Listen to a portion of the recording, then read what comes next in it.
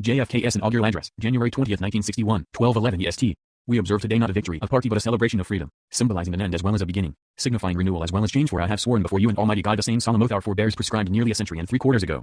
The world is very different now, for man holds in his mortal hands the power to abolish all forms of human poverty and all forms of human life, and yet the same revolutionary beliefs for which our forebears fought are still at issue around the globe. The belief that the rights of man come not from the generosity of the state but from the hand of God. We dare not forget today that we are the heirs of that first revolution. Let the word go forth from this time and place, to friend and foe alike, that the torch has been passed to a new generation of Americans, born in this century, tempered by war, disciplined by a hard and bitter peace, proud of our ancient heritage, and unwilling to witness or permit the slow undoing of those human rights to which this nation has always been committed, and to which we are committed today, at home and around the world. Let every nation know, whether it wishes us well or ill, that we shall pay any price, bear any burden, meet any hardship, support any friend, oppose any foe, to assure the survival and the success of liberty. This much we pledge, and more.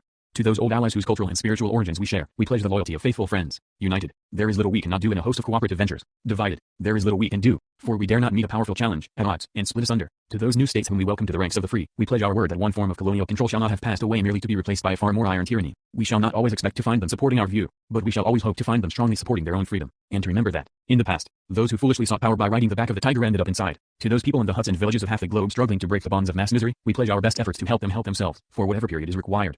Not because the communists may be doing it, not because we seek their votes, but because it is right. If a free society cannot help the many who are poor, it cannot save the few who are rich.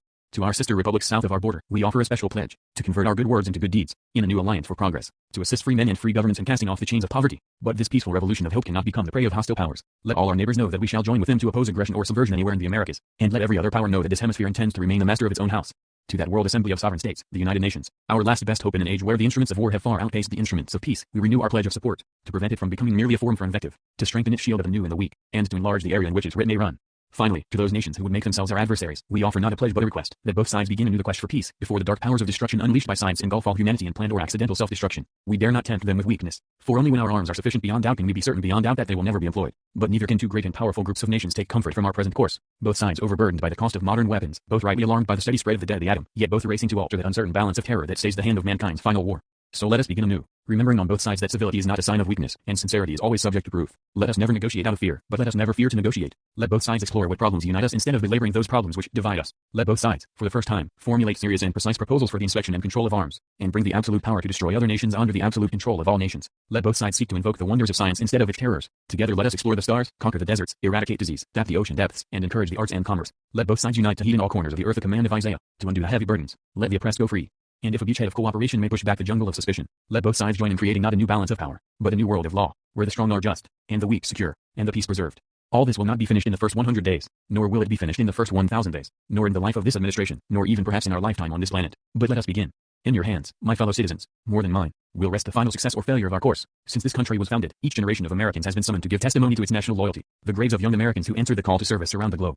Now the trumpet summons us again, not as a call to bear arms, though arms we need, not as a call to battle, though embattled we are, but a call to bear the burden of a long twilight struggle, year in and year out, rejoicing in hope, patient in tribulation, a struggle against the common enemies of man, tyranny, poverty, disease, and war itself. Can we forge against these enemies a grand and global alliance, north and south, east and west, that can assure a more fruitful life for all mankind? Will you join in that historic effort?